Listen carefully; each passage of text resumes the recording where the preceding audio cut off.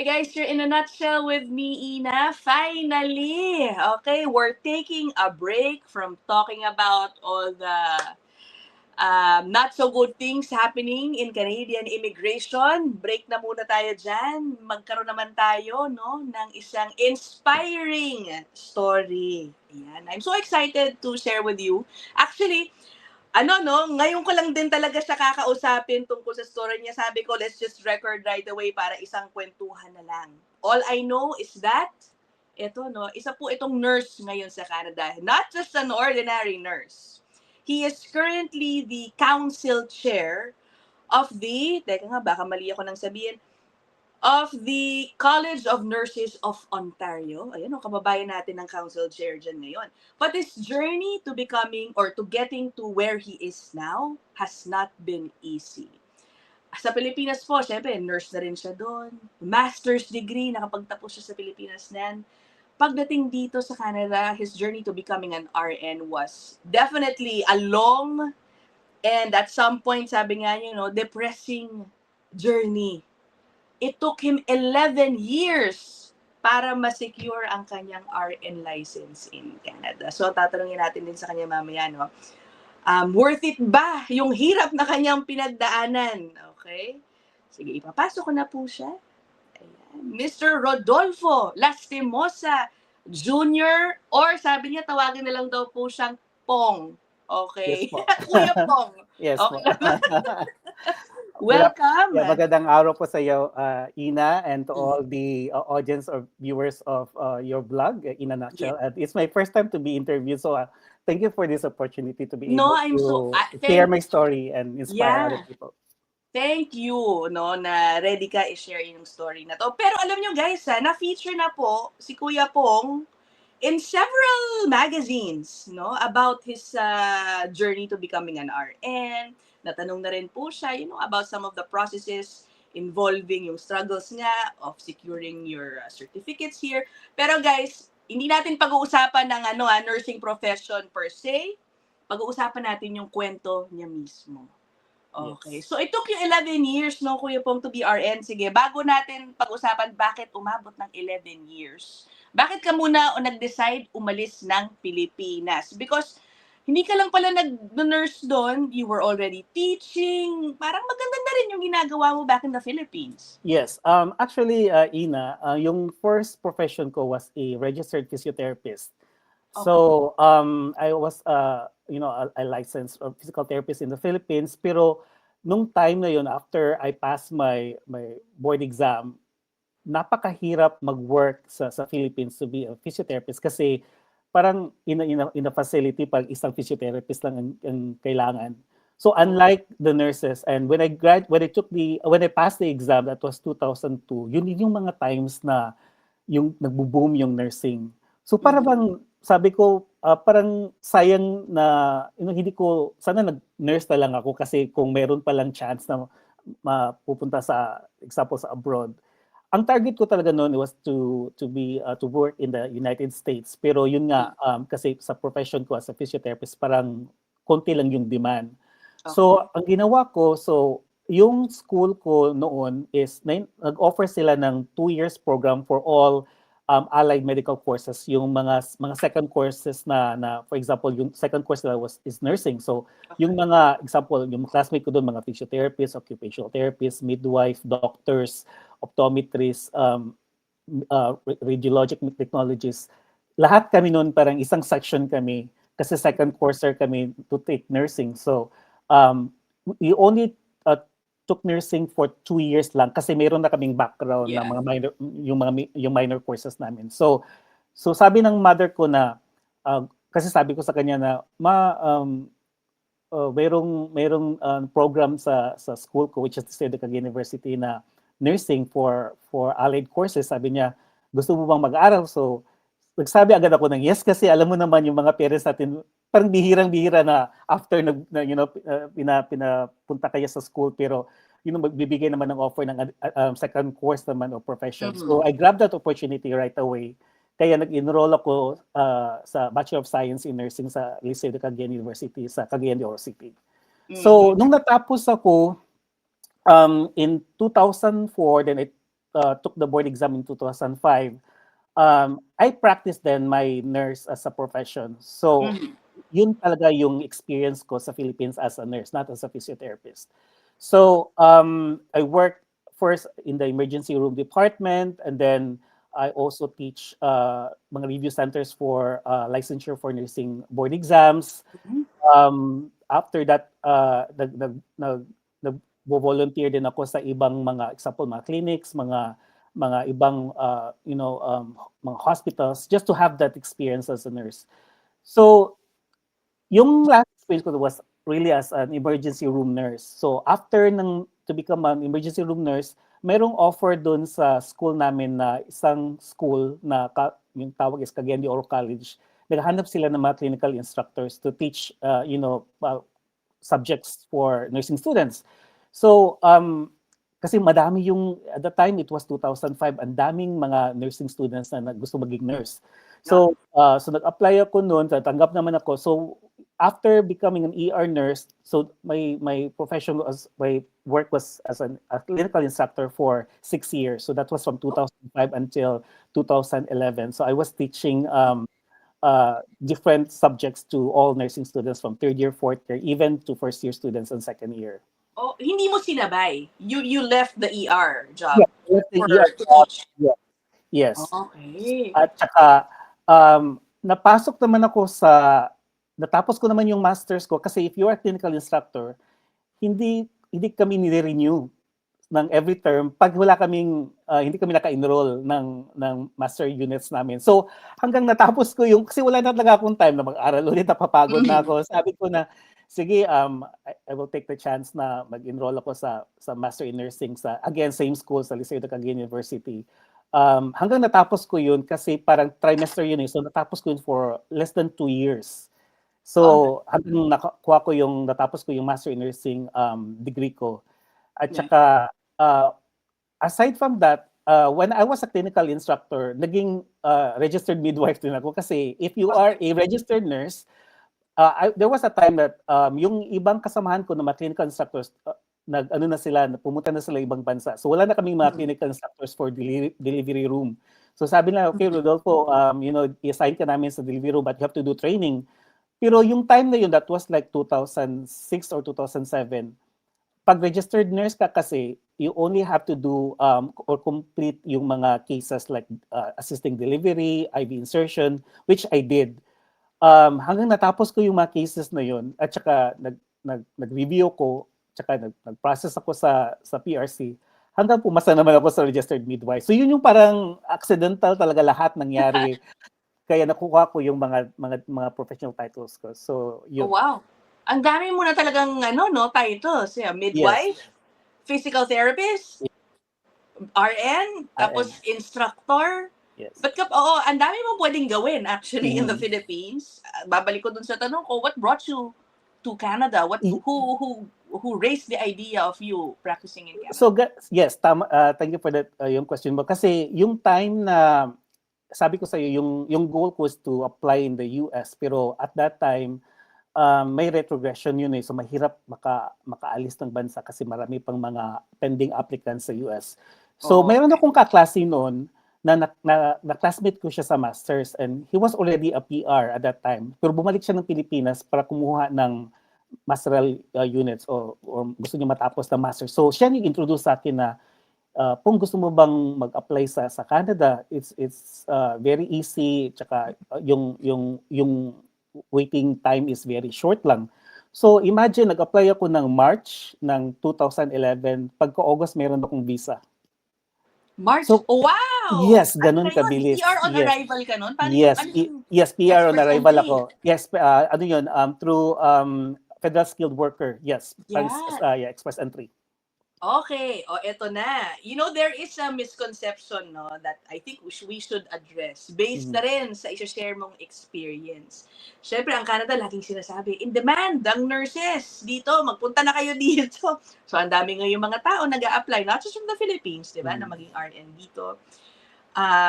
Thinking that maybe when they get here, mabilis ang magiging proseso. Yes. Okay, but obviously that is not the case. Share with us, paano yung naging experience mo? Siyempre, siguro akala mo nun, ang dami mong title, madali lang to para sa akin.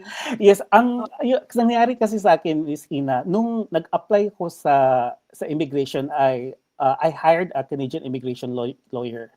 So siya yung lahat ng mga transaction ko sa immigration, siya yung nagpa-process on behalf of sa akin.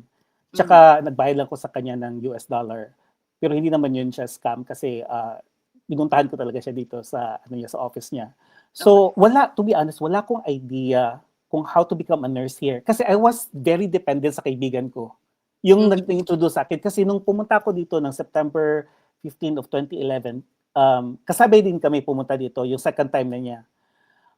So I was expecting na siya yung mag-guide sa akin, siya yung siya yung magsasabi sa akin kung ano yung sasubmit sa College of Nurses of Ontario.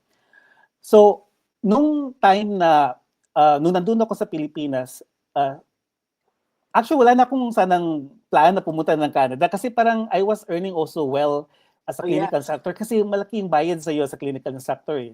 So happy na ako, very contented na ako, pero 2011 kasi parang konti ng konti yung mga nursing students namin enrollee. So parang nag-aagawan na rin kami ng mga teaching load.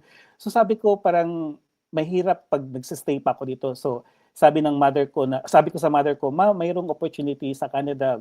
Are you going to support me? Sabi niya, basta support kita, basta sure lang, hindi siya scam. So yun nga, pinakilala ko yung kaibigan ko. So siya yung kaibigan ko na yun, ang nag-introduce sa akin sa how to apply sa immigration. So, wala akong idea about, the country, hindi ako nag-research, hindi ako nag-check sa website ng College of Nurses on how to become a registered nurse. Kasi nga, I was very dependent. Abilis din. I was dependent. You know what? Tsaka, yung feeling na pag mayroon ka ng visa, parang ambivalent yung feeling mo na, ayos na ba talaga ako? I don't know if you have that feeling na parang ito na yun. So parang bilang na yung araw mo kasi parang 6 months lang ata yung applications ko. Mayroon akong visa eh. So pagka 7 months umalis na ako, sabi ko, itutuloy ko na ba to? So but anyhow, kasi nga mayroon akong kasama pagpunta dito sa Canada, tsaka siya yung nag-trust ako sa kanya, siya yung mag-guide sa akin. Very confident naman ako. So kaya lang kasi ang nangyari, pagpunta namin dito sa Canada, first time ko, second time na niya, after a year and a half kasi, namatay kasi siya. Wow! So he was found dead sa kanyang apartment after 1.5 months kasi nagka-brain aneurysm siya. So, imagine, alam mo yung story ko pang MMK talaga. Totoo lang. So parang tinawagan ako ng mga kapatid niya sa US tsaka sa Montreal dito sa Canada na to check on him kasi parang wala na siyang hindi na siya mako-contact. So imagine that one month and a half, so wala pa kaming yung OHIP card. So I'm not very confident sa communication ko kasi hindi naman pina-practice lagi natin yung English natin sa Pilipinas. Tsaka especially yung transportation. So I was very dependent on him. So nung pumunta ako dun sa apartment niya, so the police was there already. Tinawagan again ng sister niya sa police, Toronto police, to check to open the apartment. So nakita siya doon, he was dead already. So imagine yung trauma ko na parang anong gagawin ko, sinong mag-guide sa akin, alam mo yung gano'n na sabi ko na parang, tsaka wala akong relatives dito, wala akong relatives dito, so parang konti pa yung naging kaibigan ko dito. So it was really a struggle for me and this was very traumatic also kasi sa pinagdaanan ko. So para bang I was left ba na at that time na anong gagawin ko, sinong tutulong sa akin. So yeah, yun yung story ko talaga. I see. Okay, so you had to do it yourself, I guess, Yes. diba? Okay, ano yung mga na-realize mo nung siguro you were starting to research about how to be able to practice here? Tapos, why did it take you 11 years? Ano yung mga first few years? What was happening? Yes. So for the first 3 months of coming here, parang honeymoon stage yun. Nag-enjoy ka dito. Nakahanap ka muna ba ng ibang work? Did you start off with? Yes. Nakahanap ako ng work agad. First is I was working as a physiotherapy assistant through a friend. Ni-refer niya ako. So merong nursing home, tumutulong ako doon as a physiotherapy assistant. And then after 3 months, after that, honeymoon stage, tutour ako sa Canada. So nakahanap ako ng work as a live-in caregiver kasi one of my friend na tinirhan ko, kasi nakatira ko doon sa basement, meron akong kakilala, may kaibigan ako doon na siya yung nag-introduce na naghahanap ng male caregiver. So, I was a live-in caregiver to a 97-year-old male client. So nagsinabit ko na yung mga credentials ko for my application as an RN sa College of Nurses Motor. At the same time, nag-work ako as a live-in caregiver. So sa mga interview ko nga is during daytime, nag-take care ako, nagtatrabaho ako sa caregiver. Nighttime naman nag-aaral ako kasi while waiting result ng RN eligibility kasi you have to start with credentialing process. So in-applyan ko yung RN yung how to become an RN. So kaya lang anong time kasi noon, unlike kasi ngayon marami ng mga credentialing body na mag-assess ng credentials mo. Noon kasi 14 years ago, yung College of Nurses of Ontario talaga mismo. And sa dami ng applicants, naghihintay kami ng almost 2 years ng result. So after a year and a half ata yun, hindi comparable yung education ko kasi kahit may master's na ako. So sabi ko, bakit hindi comparable na, I have 6 years of experience, I have my master's, so marami silang hinahanap. Yeah. Sabi ko, tapos mayroon ako nakilala doon while working as a living caregiver na personal support worker. So she was an Indian PSW, tsaka ang ginawa kasi niya, sinabay niya yung RPN tsaka yung RN. So ang ginawa ko naman, so after knowing na hindi ako comparable yung RN eligibility ko, nag-apply na naman ako as an RPN. So RPN, so naghihintay na naman ako ng another 1 year na naman. Imagine that. Tsaka you have to remember that once you apply at the College of Nurses of Ontario, mayroon kang 3 years to make sure na you have to become an RN in 3 years or else ma-forfeit yung application mo. So kasi you have to comply yung mga English language proficiency, yung safe nursing practice, yung jurisprudence exam. So dapat in 3 years makukuha mo yun lahat. Pero imagine sa case ko kasi, Ina, sa credentialing process pa lang, nakulangan ako ng almost 2 years. So parang 1 year na lang yun, di ba? So, pero luckily naman, binigyan ako ng RPN eligibility. Kaya nag-take ako ng exam sa Canadian Registered Practical Nurses Exam o CPRNE. Pumasa naman ako agad. Okay. So hanggang sinabit ko yung mga requirements, English language proficiency, yung safe nursing practice ko naman, parang weeks to go na lang ma-forfeit na siya. So nasubmit ko lahat, kaya naging RPN ako, yung first profession ko dito sa Canada. All right. And then how long were you RPN? And then what were you doing there? Yeah, so patungkol dun sa RN mo. Yes. While working as RN. From 2013 hanggang 2022 kasi pumasa ako ng I become a registered nurse 2022 of September. Pero yung time ko kasi before the pandemic, you have to go back to school. Tsaka ito pang nangyari. Noong 2015 kasi nag-apply ako sa York University sa Bachelor's of Nursing degree nila for international educated nurses. Kaya lang nagtaka ako kasi parang ang pinipili na nila mga top 50 students, and very confident naman ako yung grades ko noon kasi very serious ako nung college ko. Magaganda yung grades ko. Pero hindi ako natanggap. Sabi ko, bakit hindi ako natanggap na naman sa yung admission process nila, okay naman yung mga grades ko.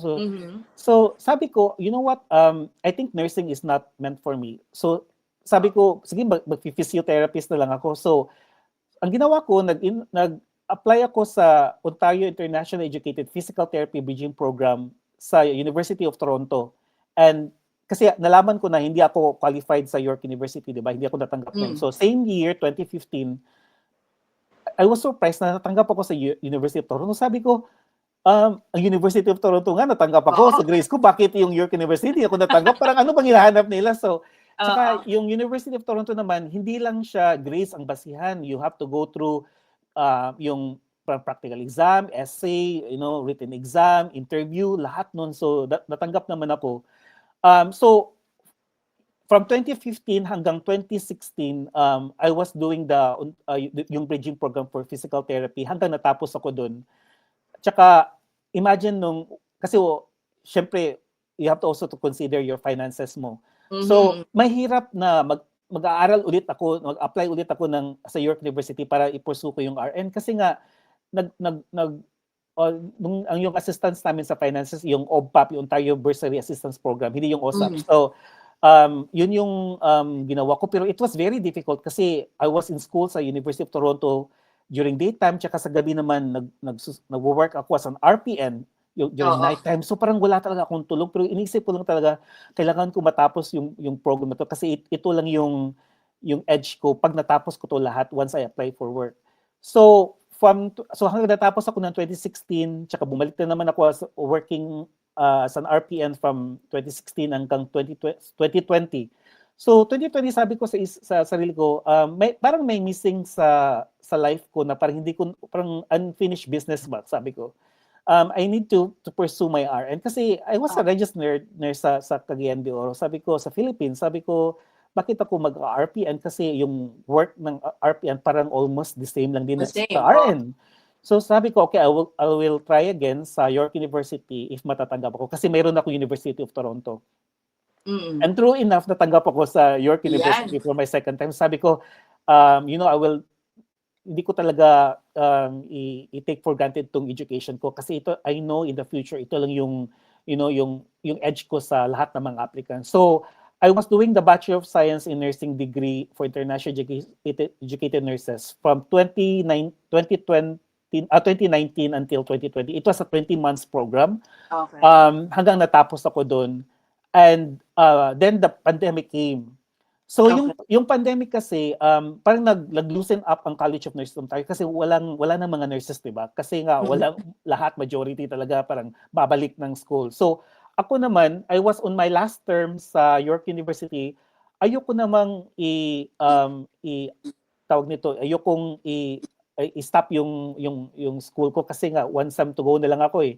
Tsaka ang ginawa ko kasi before ako nag-apply sa York University, mayroon din ako application sa US. So sabi ko, pag hindi ako natanggap sa York University, at least may fallback pa rin ako. Mayroon akong US. So mayroon akong license as a registered nurse sa New York State. So hanggang natapos ko din yung credentialing ko, hanggang take ako ng exam, pumasa ko dito sa Canada. Actually, yung exam ko is yun yung sa New York, pero pinorward ko lang dito sa CNO, sa College of Nurses. NCLEX na yung sinasabi mo? Yes, yung NCLEX na yun. Yes, so nirecognize naman ng CNO kasi same lang yun NCLEX RN. Hanggang naging RN ako in 2011 of September. So imagine from 2011 hanggang 2022, that was 11 years. So parang, sabi ko, parang grabe lumipas na lang ng mahigit isang dekada. Yes, kasi nga hindi din kasi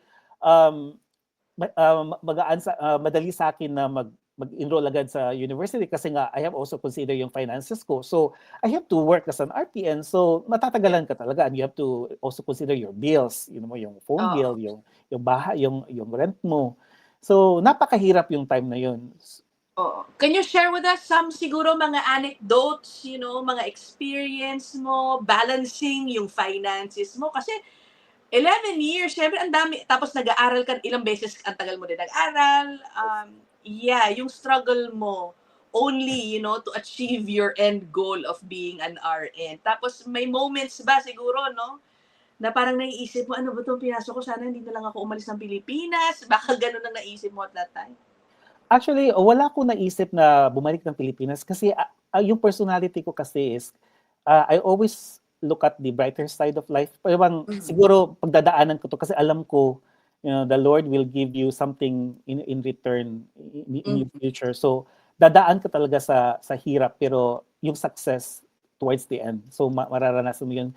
Kasi nga parang gusto ko din patunayan sa sarili ko na hindi ako nagkamali sa decision ko. Kasi parang nahiya akong umuwi sa Pilipinas na, alam mo yung feeling ko parang ayokong sabihin nila failure ako, hindi ko natapos yung RN ko. So I have to prove myself na kaya ko to. Nung nag-take ako ng Bachelor of Science in Nursing ko, parang yung time na yun, parang hindi ako masyadong nahirapan sa tuition ko kasi mayroon ng OSAP eh. So you have to loan sa government. So parang at the time hindi ako nag-work for for 20 months, I was just doing as a regular student. So I was just depending on the bursaries and the loan.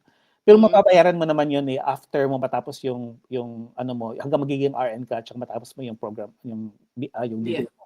Yeah. Oo. Looking back, Yes. anong naisip mo na parang lumipas na lang biglang isang dekada bago ka naging RN? Alam mo Ina, may point sa life ko kasi lahat ng jobs, well, before ako. So after kasi so I have to go back yung experience ko yung 27-year-old kasi after nung namatay siya, nahirapan ako kasi nga namatay siya after 2 years ata yun.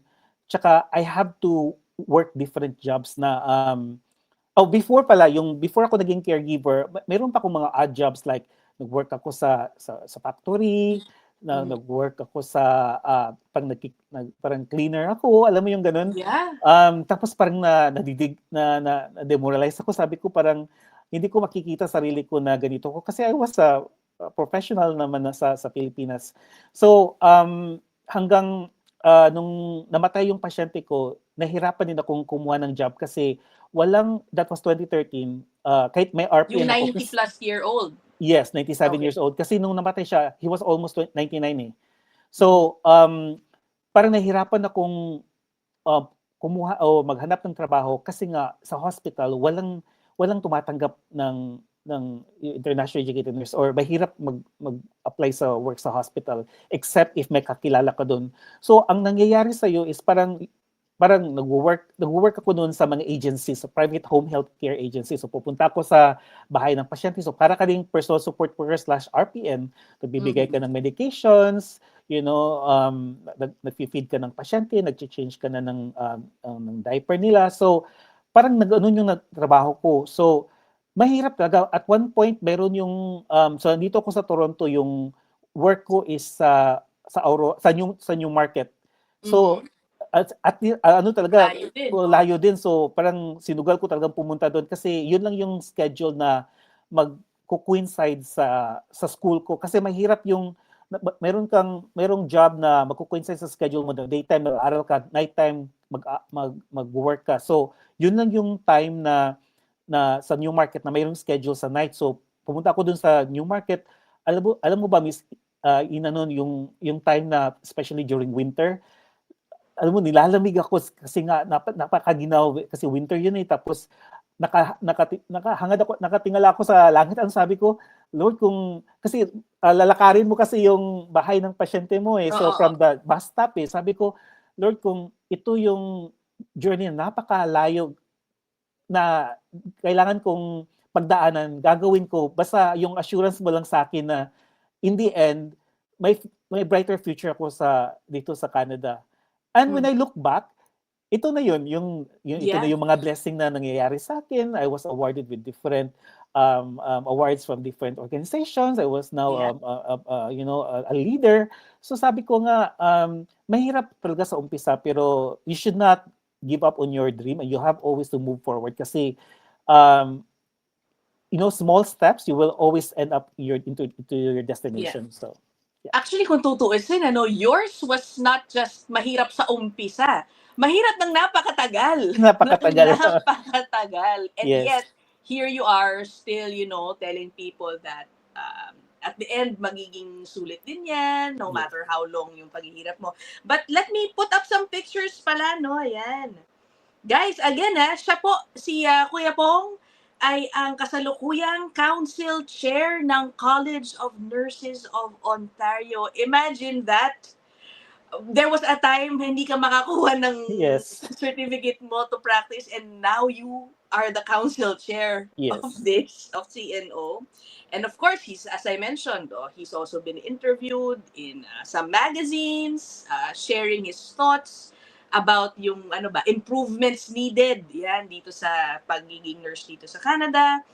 And ano pa ba? Ito sa Parliament in Ottawa. What were you doing here at that time nga ba? So we have, I attended the Golden Balangay Foundation Awards. So one of the activities to tour around the Parliament of Ottawa building. So kaya nandun kami.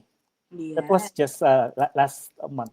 Yeah, September. Oo. Ito naman, this is where you work as a, ano po ba? Yes. Ginagawa nyo nga ngayon pala, Kuya Pong, nakalimutan ko So, bagay. yes, currently I'm the associate director of the RN at Sienna Senior Living. So, nasa nursing home na ako.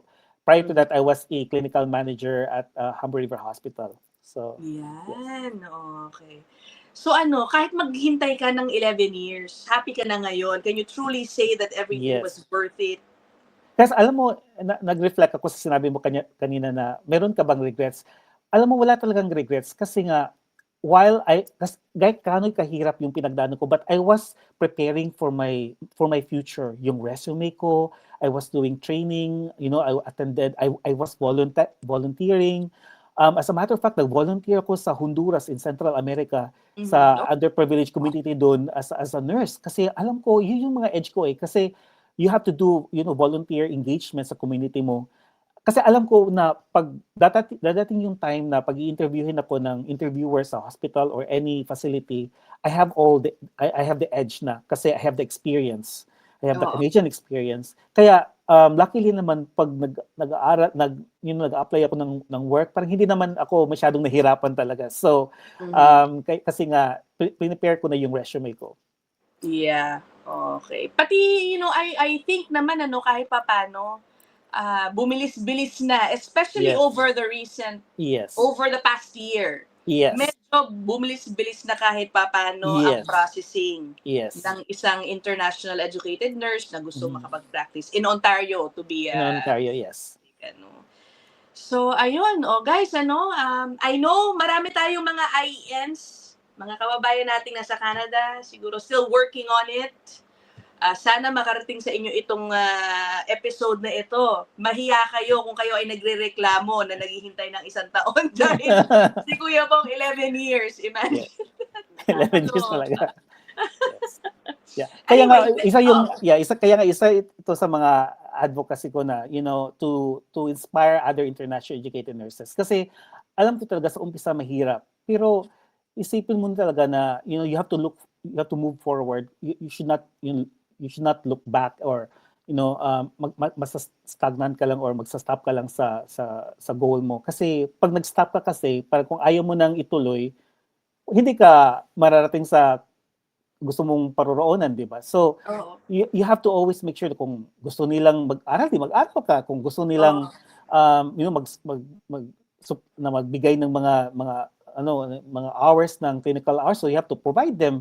Kasi yun lang yung ways talaga na kung gusto mo talaga ma-achieve yung goal mo. At saka, always remember na alam ko na moving in a different countries such as Canada is very challenging and very overwhelming at times, diba? But you have to remember that you are not alone in this journey. Marami tayong mga international educated nurses na we want to, encourage and empower also other nurses. Yeah. Kasi hindi tayo magtutulong-tulungan lang naman tayo dito, di ba? Yeah. Did your age ever make you think twice about pursuing and going for it? Kasi alam ko, yung iba, iniisip nila, ay 40 plus na ako, mag-50 na ako, or whatever, no? Like, I'm too old, mag-aaral pa ba ako ngayon sa nurse, ganyan. Baka okay na, RPN, happy. Yung iba, happy na sa RPN, yung mga ganon. What do you say to those na ang worry nila yung age factor? You know what, ang na-appreciate ko dito sa Canada, kasi pag nag-work ka naman, they will not look into your age eh. So, kahit 50 or almost 60 na, as long as kaya pa ng katawan mo, then let it be, diba? So, pursue your goal as a nurse, kasi wala namang age restriction naman pag mag-a-apply ka ng work. So, ako nga, I was in a Bachelor of Science in Nursing sa York University. I was already in my 40s. I was already 40 years old at that time. So, sa isip ko, okay lang yan, basta importante matatapos ako, tsaka natanggap ako. So, very positive kasi ako. Ayokong, yung bang iniisip ko na ito yung mga barrier to achieve my goal. Ayoko kasi mag-isip ng ganyan. So, you have to be focused sa goal mo. Okay. Well, Kuya Pong, thank you so much for sharing your story. Sana, and I'm sure, maraming may inspire after hearing or watching this episode. Yes. Okay, Thank you po guys. for inviting me and to all, especially sa Cagayan de Oro, yung mga Yeah. relatives and family ko, especially yung cousin ko si Bibing at saka si Bibi. So they're Oy, not hello from guys sa CDO. Okay, perhaps no guys, I'm sure Kuya Pong iba kasi magtatanong bakit hindi ko tanungin si Kuya Pong about like the nursing procedure. It's a delicate topic kasi nga considering his position, but we will see. Kakausapin ko si Kuya Pong about what we can do about that later on maybe, no? But for now, we will end this episode here. Again, Kuya Pong, thank you so much guys. I'll see you guys in the next one. Thank you. Bye! Bye-bye.